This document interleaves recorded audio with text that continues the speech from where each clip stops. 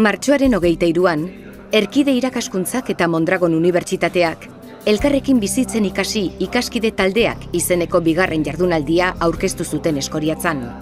Hezkuntza proiektuaren barruan ikaskidetza sustatzea izan zen jardunaldi horren helburua, hainbat hezkuntza aro eta esparru aintzat hartuta. Jardunaldian zehar, elkarrekin bizitzen ikasi ikaskide taldeak proiektuaren erronkak eman ziren ezagutzera hainbat ekitaldiren bidez. Ekitaldi horien guztien artean, nabarmentzekoak dira Ainara Artetxe eta Meltxor Artetxe Mondragon Unibertsitateko irakasleen hitzaldia eta motivazioa pizteko estrategiak hizpide izan zituen tailerra. Ekimenari amaiera emateko aldiz, zentroetan garatzen ari diren esperientziak partekatu zituzten. Nekane Arratibel UESiko dekanoak eman digu proiektuaren helburuen berri. Proiektuaren helburua da eskoletan ikasleak elkarrekin lanean aritzeko, talde lanean, elkar lanean, konpetentzia horiek garatzen laguntzea.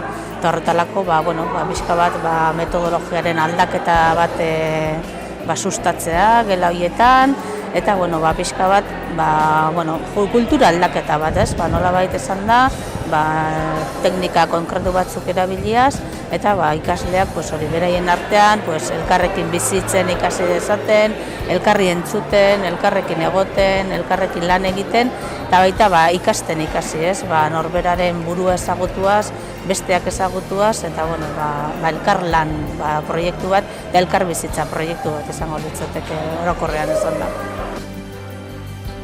Orain arte lortutako emaitzek argi erakusten dute, ikaskidetzari esker, ikasleek konpromiso handiagoa erakusten dutela, eta banakako zein taldekako ikasketa prozesuan erantzukizunak euren gain hartzen dituztela. Jarrera horri esker, ekintzaile izateko gaitasuna handitu egiten da. Mondragon Unibertsitateak ikaskidetza esperientziak diseinatu eta ezartzeko aholkularitza eskaintzen die zentroei. Halaber, zentro horietan ematen diren emaitzak eta prozesuan eragina duten bestelako alderdiak aztertzen ditu. Euskadiko Kooperatiben Goren Kontseiluak eta Eusko Jaurlaritzak lagundutako proiektua da.